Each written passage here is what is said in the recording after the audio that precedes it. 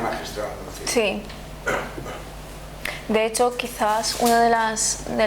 en principio, quería hablar sobre todo de la película. La película daba para muchos, incluso la película te puede dar para varios seminarios de metaformación.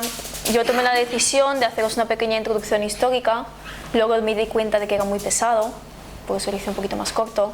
Entonces, he tenido que sacrificar mucha información para poder transmitir una poquita. Sí, porque fíjate que Mina tiene novio. Tiene un novio que está allí, ¿no? En el castillo, no sé Sí. qué hacer allí. Y ella está con él. Y se debate, ¿no? Se debate entre el novio... Yo no creo que la decisión fuera suya, ¿De qué? de Mina. ¿Suya en qué sentido? Suya de que ella no tenía ninguna opción, quiero decir. Nos dan la visión de que Mina era una mujer que decide pasar a ser inmortal junto a su ser amado en vez de quedarse una simple mortal junto a la persona con la que se había casado. Pero lo cierto es que en la película, sobre todo en la última cena, que quizás también a mí también me pareció magistral, cuando él le dice dame un poco de paz, en cierto modo es dame un poco de paz muy egoísta. Dame paz a mí para que tú no vuelvas a vivir en paz el resto de tu vida. Entonces, yo también le veo un punto de vista diferente. Es cierto. La libera en el sentido de que no la muerde para que se quede siendo mortal. Pero se le pide que lo mate él. Claro.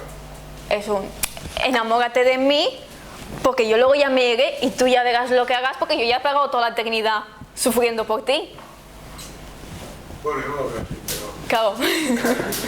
Por eso no he querido entrar ahí, porque digo, los puntos de vista son diferentes. La verdad es que no me ha quedado claro el tema de la descendencia de Drácula. Sí. Espérate, y voy yo ahora. Vale.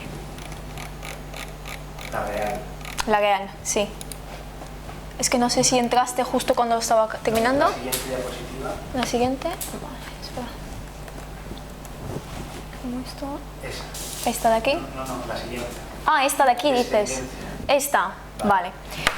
Entonces, Mi es hombre o mujer. Aquí los dos son hombres. No, digo el Mignea 1. Mignea 1 es hombre, sí. Lo cierto es que Drácula tuvo, eso se casó 3 veces, tuvo 5 hijos, tuvo una hija de la que se sabe poco, y de los hijos se sabe que estos dos siguieron reinando en Valaquia. De este siguió los hijos de los hijos, este simplemente al morir él ya no siguió nadie más, y eran todos hombres. Es decir, que sí que permitió una descendencia real. Sí. Con una selección natural brutal, ¿no? Porque, normalmente los reyes tienen un montón de hijos y no reconocen a ninguno más que uno o dos, pero sin embargo Drácula era muy diferente, ¿no? Tanto en cuanto se los cargaba a todos, sí. No dejaban ningún hijo. Y sin embargo él sí que tuvo. Desde el punto de vista del psicoanálisis, ¿no? Es decir, en realidad solo es al revés, ¿no? Es decir, que está posicionado, ¿en qué lugar está posicionado? Porque la madre quiere a todos sus hijos, ¿no? Y los quiere por igual. No es capaz de diferenciar quién es mejor, quién es peor, los quiere por igual y los quiere proteger siempre. Y este es un mega padre, ¿no? Es decir, se los carga a todos, hasta incluso abre la tripa loco para ver que no haya un hijo porque piensa que ese no debe de existir, y solo deja uno, que se le muere sin descendencia, y solo un hilo, ¿no? Un hilo, sí. Además es bastante curioso que en la Valaquia del siglo XV los hijos ilegítimos tenían derecho al trono. Es decir, que aunque tuvieran más hijos que no fueran legítimos, hubieran tenido derecho al trono. Fue uno de los que menos hijos tuvo, quizás por aquello de que su familia pues realmente tampoco le quedaba mucha familia, tampoco tenía mucho interés en tener... Es que yo creo que... Y eso de ser un hiperpadre, a lo mejor es lo que explicaría ese odio hacia la mujer, ¿no? Sí. casi la tenía así, no las consideraba. No, exacto. Y si las Exacto. consideraba era para mal, para... Exacto. Madre mía. Igual de romántico que el Drácula de Bram Stoker. Como para vestirse de rojo y contarlo.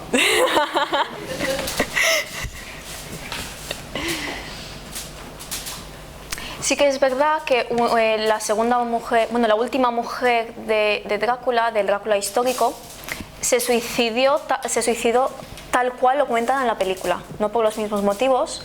Se suicidó porque los turcos la iban a atrapar y no quería ser prisionera de los turcos, pero sí que se tiró al río Argeș, que ese río ahora en Rumanía se llama el río de la señora.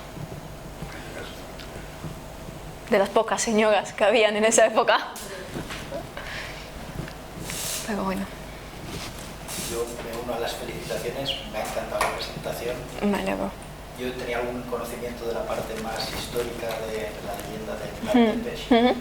Y bueno, aquí ha salido a nivel de psicopatología el tema de la posible psicopatía, pero no ha aparecido por ningún sitio el aspecto de lo traumático, del trauma, porque realmente la infancia y la historia de este hombre fue muy traumática. Fue muy traumática, con constantes pérdidas, de a ser arrancado al nombre de regalo de tal por un padre para que lo eduque una cultura extraña, ajena en tu vida. Además ahí es donde aprende todas las cosas militares, todas las técnicas y además las técnicas sanguinarias. Sí, o sea, todo eso lo aprende. De hecho lo aprende ahí, sí. Y bueno, pues la parte de la vivencia traumática está muy presente. Claro. En esa agresividad, en ese odio, en ese deseo de venganza, como pues, que nadie le va a reparar ese dolor. Claro, pero la experiencia traumática tampoco explicaría todo, porque si no, ¿por qué su hermano no era así? Entonces también nos meteríamos en un... Fueron los dos arrancados, fueron los dos regalados, fueron los dos... A ninguno de los dos lo querían. Y sin embargo el hermano se convirtió en una persona totalmente diferente. Entonces, ¿habría algo más ahí que la experiencia traumática? Y luego es muy curioso todos los elementos simbólicos que engloban las leyendas, ¿no? de Vlad Tepes. Por ejemplo, esa leyenda gráfica que es lo del cáliz de oro. Sí. El cáliz de oro es un símbolo de fertilidad, de llenar, de sangre, de fluido vital, ¿no? De perpetuidad de vida. Y estamos eso, como lo que había comentado antes el doctor Traver, que es el tema del tiempo y la inmortalidad, pero además vinculado a un elemento fluido que es el tema de la sangre. La sangre es el fluido vital, lo que perpetúa, lo que... La sangre es vida, que es lo que dicen en Stoker. Sí. Y eso es muy interesante, sobre todo por la parte simbólica. Y sí que me gustaría pedirte, porque sí, aquí sí que es verdad que conocemos menos, son algún tipo de leyenda vampírica de la tierra de Valaquia, ¿no? Porque todo lo que son los Strigoi, los muertos, como que eso también está vinculado a rituales religiosos ortodoxos, que ahí se le da de comer a los muertos. Sí, exacto. Se llena un cáliz debajo de la mesa para que no revitalice, y además se apartan los gatos para que no pueda haber uno muerto. Lo curioso, que es un poco lo más curioso que yo vi al buscar la información, es que en el Drácula histórico se niegan por completo a hacer cualquier tipo de asociación entre las leyendas vampíricas y el Drácula histórico, como si fuera una ofensa, como si fuera yo estoy muy por encima de esto, muy por encima de estos seres no muertos, mugrientos, de estos que aparecen aquí. De hecho, cuando Bram Stoker decide trasladar el sitio, decide trasladar el nacimiento del Drácula ficticio, lo hace justamente por eso, porque en la zona de Valaquia estaban totalmente en contra de que se les pueda relacionar con ese tipo de personajes. Sin embargo, en Transilvania pues sí que habían más leyendas, y en Bulgaria también había más leyendas. La Orden del Dragón también daría para mucho. Religioso militar. Sí, y daría también para mucho. Para impedir el avance del Imperio Otomano. Claro, era algo muy curioso, también no me he detenido mucho en ese aspecto, pero se supone que el nombre de la familia de Drácula viene de ahí, viene del hijo del dragón. También hay otra versión que no la he contado porque nos íbamos a extender mucho, y es que el Draculea en rumano también significa el querido. Entonces estaríamos ante un antagonismo bastante fuerte del el hijo del diablo, el hijo del dragón y el querido por el pueblo. Porque al fin y al cabo, pues los campesinos Fue lo que lo justiciero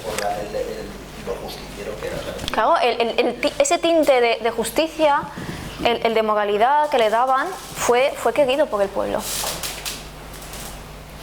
La verdad es que podría tener incluso su relación con el tema de la psicosis colectiva. Esa parte de la psicosis colectiva, porque es curioso, ¿no? Como hay cosas que no cambian después de 600 años. Sí. Te comes una mosca y te crees que absorbes su energía, ¿no? Es como gente que se pone una casaca y se cree que por ponerse la casaca es la persona que antes llevaba la casaca, ¿no? Sí, exacto. Y en ese sentido, pues yo creo que la clave está en llegar o no a lo simbólico. Y hay veces que los símbolos son tan complejos que es difícil llegar, ¿no? Claro. Pero sigue habiendo ese conflicto, ¿no? Es decir, siempre, ahora mismo, hoy en día, sigue pasando, ¿no? Hay gente que se pone o se come algo pensando que eso le va a dar esa característica. No necesariamente viene porque se esfuerza, porque puede ser lo contrario. Pero Estamos igual. sí, de hecho a mí lo que más me llamó la atención fue el detalle de que el protagonista de Drácula, el segundo protagonista de Drácula, se volviera literalmente loco. Ese simbolismo del que tú hablas lo interiorizó tanto que al final, de hecho, lo entregaron como si fuera Drácula. Él pidió en su testamento explícitamente que lo entregaran con el mismo disfraz con el que había actuado en la película y como si fuera Drácula. Creerse las palabras es peligroso. Mucho. Mucho. Bueno, ¿alguna pregunta más? Con respecto al vampirismo moderno, Sí. el vampirismo moderno me refiero a este que hay ahora, ¿no? De películas, de series, sí, como Los vampiros purpurina, que digo yo. estos que ven ahora las niñas de 15 años, Sí. que parece ser que hay una especie de fascinación. ¿En qué? Es que yo no lo sé, que no lo he visto nunca. Claro, yo siempre digo que a todas esas personas que dicen pon un Drácula en tu vida, que todas quieren pon un Drácula en tu vida, me gustaría que se leyeran un poquito la leyenda de Drácula y creo yo que cambiarían un poco de opinión. Lo cierto es que Drácula tiene ese componente del que hablaba antes, de que decía que yo me he negado a entrar en este momento, del erotismo, del poder, de la sumisión, del juego, de seducción, que hay en Drácula es muy fuerte, engancha, te atrapa de alguna forma. Quizás es eso, el sentirse como parte de algo, creo yo, que sería un poco la explicación de por qué los vampiros purpurina triunfan tanto. Bueno, pero yo cuando era muy pequeño y ponían Drácula en la tele, ponían un rombo o dos. Y lo actual es literatura juvenil. ¿Y tú sabías bien? Esa es la gran diferencia, ¿no? Yo veía un rombo y entonces me tenía que ir. Y Crepúsculo y compañía es literatura juvenil, es decir, es un cóctel aderezado como otro producto más de consumo, pero siempre... de vampiros. Da igual hablar de Crepúsculo que hablar de Laura Gallego, me parece que es una autora también juvenil de súper éxito. No tiene nada que ver la temática, pero el contenido es el mismo, ¿no? Es decir, sí que mantienen... las novelas, el amor, el no sé qué, el tal... Claro, bueno, sí que mantienen eso, es lo que realmente vende de Drácula el tiempo, que decía el maestro antes, y el amor eterno. Cosas todo lo demás... de vampiros, ¿no? Y el morder, y la atracción, y todo eso. Lo cierto es que la pregunta, yo te la hago a ti porque eres tú la protagonista, ¿no? Pero la podría hacer a cualquiera de aquí. Vale. ¿Por qué a las chicas les gustan los hombres malos? Los hiperpados. Pues... En las noticias de esta mañana, cuando yo veía el coche, decían, era un anuncio en contra de violencia de género. Ojo con tu novio que es posesivo, si te dice... ¿Me explico? Es decir, las noticias de los consejos de la prevención de la violencia de género va en contra del hiperpadre de Drácula. ¿Qué es lo que tiene Drácula Yo para una romana? voy a dar mi opinión personal, que no significa que sea la mejor. Yo creo que las mujeres tenemos un ligero problema, y es que así como Drácula se creía hiperpadre, las mujeres nos creemos hipermadres y nos gustan los chicos malos porque queremos cambiarlos y convertirlos en chicos buenos. Acabo de entender a mi mujer. Mi mujer me eligió porque me dijo, eres un piso con muchas posibilidades de reforma. Claro. Gracias, Mijaela.